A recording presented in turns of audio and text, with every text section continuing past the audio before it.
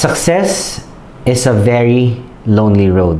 Why it's lonely? Because it is a pathway that not a lot of people take. In this video, I'm going to talk about the 7 basics to mastering yourself. What does that mean? So no one is going to be interested in how you give strike to the massive waves that come your way. All that people care about is how you arrive to the shore. In more simple terms, people don't care about your struggles, of how you got to where you're successful now. All right? People want to know the results of it. And that's why people listen to people who are already there instead of people who are struggling to get there. Does that make sense? So, in the end, the story needs a happy ending with its hero. All right? So, once your success journey starts, all right, number 1, you don't have to say anything. You don't need to feel anything. You're like this stone that becomes a rock, a boulder, something bigger than that, because nothing can stop you. You're gonna be an unstoppable force. It's you and your goals. Nothing more, nothing less. All right? So with that, I want to talk to you with the first basic to mastering yourself. Number 1, the basics of success. Do not blame others. Don't you dare blame others for what happens to you in your life. Whatever your circumstances, whatever happens to you, everything happens because of your actions towards it. All people are living their usual lives. Like, you can't blame anyone else for what happens to you now or what situation you are put in. And that's where I come across about never comparing yourself with others. So you don't compare yourself with others. Why? It's a normal millennial problem. Why? Because of social media. They see a friend who gets, a new sports car, and here you are, you're driving your dad's sedan, and you feel like your life sucks. And you feel like you have a bike, and here's your friend who has a sedan, and you feel like you feel more worse than this guy. And then there's another guy that's just walking that hates this guy because he has a bike. It's a vicious cycle. Always remember this. The best marathon runners that I know do not compare or compete with other people. They always compete with themselves. That's why when marathon runners run, they check their own pace. They don't check the pace of other people, right? They run at their own pace. As they always say, life is not a marathon. Life is not a sprint. It's a marathon, all right? I don't care how you got there as long as you got to where you want to go. So here's my final takeaway. Success is a life-going story. It's a journey. It's a destination. What your life story will be is entirely up to you. And think about it for some moment. Everyone has a story to tell. I have my story to tell. This is my story. It's not your story. But wouldn't it make a great story if it didn't have the hardships, the struggles to go along with your success story? Every success story starts with a story that wasn't so great. Everyone starts off in the wrong story. Number 2, in your 1 mile radius of your success journey, meaning the start or everything around it, what you'll need or what you'll want is freedom, okay? Financial, mental, and emotional. That's all you want. Because let me explain this, okay? Nothing kills the human spirit more than being trapped mentally, physically, emotionally, and mentally. Think of it as before you sleep, you're gonna think about, oh my God, I have bills to pay. How am I gonna pay my bill tomorrow? And it's not yet payday and stuff like those. Those are things that bother a common person, a normal person. Like, how am I gonna pay my electricity bill, my phone bill, the insurance, I don't know what else you're trying to pay, your Netflix subscription. Like, everyone has things to pay, and it never ends. And it's one of the most important things to learn. You want to be free from thinking about the small problems that you have. You're gonna learn to have ownership, authority, having your own product, having your own brand, or having your own service, etc. Time isn't anymore like before. You have to use what we call assets. So a brand is something I teach. It's like assets. Right? Your brand is the asset. The product that you're selling is not an asset, but the brand that it carries is the asset. Okay? What does that mean? Means that if you're trying to sell products and it's not your brand, then you're only hustling. But if you're selling your own brand, a bigger company who likes the market that you have, the specific market that you have, will want to purchase that brand that you have. That's the reason why smaller restaurants, smaller brands, smaller clothing brands are being bought by bigger brands, and the owner still retains that. I talk more about those on my website, antonioaguirrejr.com. You might want to check out my blogs over there. But I explain more about the reason why I'd rather build a brand rather than sell someone else's product for, I don't know, some percentage in sales. So that's number one. Freedom to do whatever you want, whatever time you want, and having ownership, meaning at the same time being an owner of your own path. It just simply means that you are taking care of whatever good or bad that happens to yourself and everything around it. You're not a victim of your situation. You're a victim of your own thinking. 3, on the success roads, right? So we went from being on the radius of the mile to the success roads. You want to work on your emotional intelligence. A lot of people work on their intellect instead, but people should be working more on their emotional intelligence. So never underestimate the importance of meditation. Why is it important? Well, the human spirit enormously is an energy. It's a huge energy that you can use very well if done correctly. So the human spirit is a huge, enormous energy that if you're able to control it, it's your mind. Basically,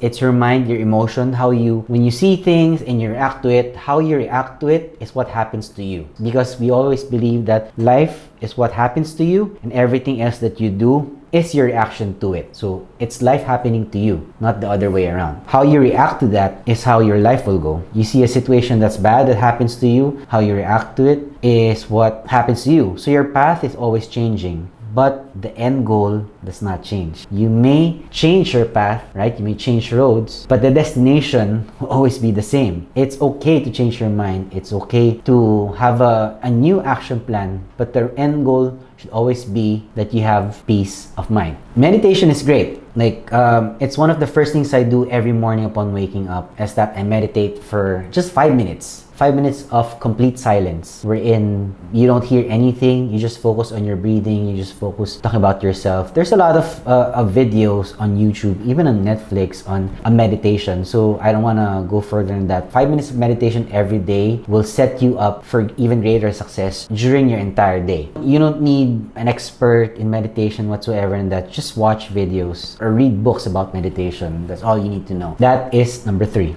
Number 4, allow yourself to grow. Why? There's a saying by Malcolm Gladwell, one of my favorite authors, and he talks about nothing kills progress faster than being indecisive. What does that mean? So you need to practice 3 things. Number 1 is structuring your day, right? When you start your day, you start it at night because you're preparing on what you're gonna do the next day. So if you want to prepare for the day, you have to prepare for it the night before. What I do is I write down on a notebook all the things, the top 3 things that I want to do the following day. And if I'm able to only accomplish 1 or 2, that's okay. So you move on and do the 3rd one the following day, right? These are small things that you want to accomplish.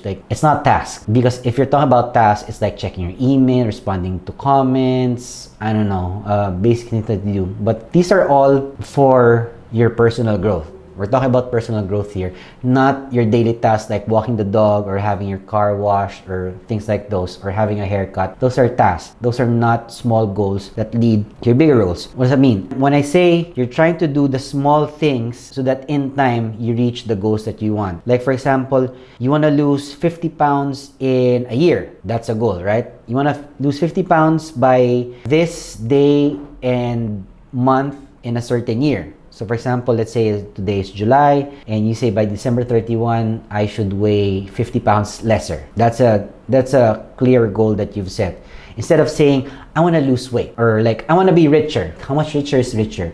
You want to be what? 50,000 richer, 100,000 richer, 1 million richer, 10 million richer, a billion richer. I don't know. You have to be specific with what you want, because what I always say is, you can't hit a target that does not exist. Number 2, you have to set deadlines. Like what I mentioned, there's a concrete day and time wherein you have to reach your goals. When I said that I want to reach a certain amount of money that I want to see in my bank account, I put a deadline for myself. And I see that I'm looking towards that deadline because we're all humans. We work great towards a deadline. When I say to someone that I need this by this day, they will work their ass off to make it happen on that day. Regardless. That's how humans work. Number 3, you want to limit the amount of information that you tell people, right? You don't tell people that, oh, I'm building this, I'm doing this and that, and then you don't get to finish what you just started. So you're just speaking out of your ass, right? When you say, oh yeah, I'm gonna lose weight by the end of the year, I'm gonna lose 50 pounds. Just do it and show the results. Again, like what I told you earlier in the video, people don't care how you got there. All they want to know is that you got there, and they want to know the story about. But getting there, no one gets a F what you do, how you got there. People are looking for results. They don't like the journey that you have. But you should be careful about your own journey. So the less information that people know, the better for you. And people will always be looking for failures of other people because they'll always be looking to judge you based on your failures, but not on your success, right? When you say you can walk on water, and people will say, oh, you can't fly. Because after you walk on water, they say, ah, nah, hell no, you can't fly. You'll never satisfy people. That's what I learned. You'll never be able to satisfy people. You give them this, they ask for that. You give them that, they ask for that. Their satisfaction is never ending, but your satisfaction should end with yourself. Number 5, a strong start is what you need. The first 1,000 hours that you start your journey is gonna be the freaking hardest. It is, because it's something that you haven't done before. It's out of your comfort zone. Living outside your comfort zone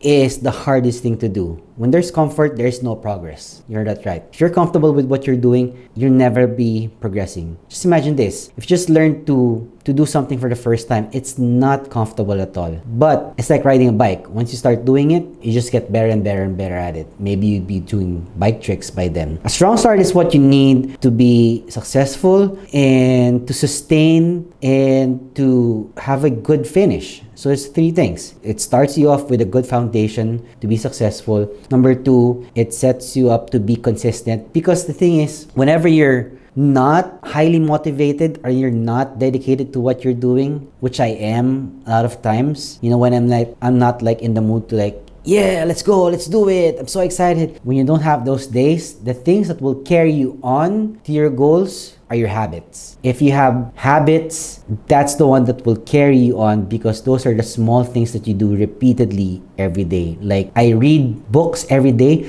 I read about 8 to 16 different types of books. I read about a chapter or 2 per book and then move on to the next. So that's how I'm able to read a lot of books all at the same time. To be honest, I started with just 1 book. With 1 book, it became 2 books at the same time. 2 became 3, 3 became 5, 6, and now I'm reading 16 books every day. An hour and a half in the morning and an hour and a half at night. And now I'm also reading books here in the office, like where I'm sitting at right now. I read a good book for about 30 to 45 minutes before I do anything else, like recording this video. So just hold in there. Stay bold and being a master of yourself. This is where you're able to create a new personality. Because I always say this in my posts on Facebook and on Instagram, you want to be unrecognizable after 6 months. And there's a lot of things involved in doing that. It requires you to reinvent yourself and trusting the process for yourself. The little things, you know, the saying trust the process came from a football team in the United States. I forgot the team, but it's about the process that as the coach made, wherein every yard that you move, everything that you do,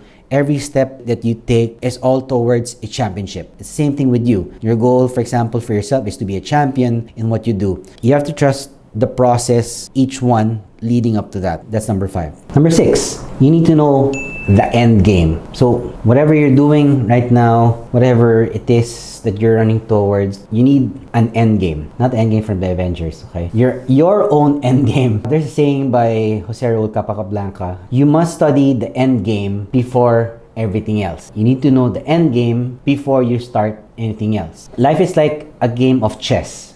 It's not checkers. You're playing a game of chess. It requires strategy and patience, right? To win, you need to make a move. And to make a move, you need to think ahead of everyone else. And that's why the best chess players in the world, I think they think about 16 moves ahead, right? When they move one piece, they're already thinking 60 moves ahead. Some even 20 moves ahead. I don't know. I'm not great at chess. Every decision that you make, whether what piece you're moving from your end, it has an impact. Every move that you make has an impact. Think about the small things that compound over time. So you want to see things through here and there. If you make this move from here, does it make an impact towards your end goal? Absolutely. Every morning, if you wake up and you do 100 push-ups, compare that to the person who wakes up the same time and doesn't do 100 push-ups. And let's talk about that after 6 months. Who would be in a lot better shape? For sure, the guy that did 100 push-ups every day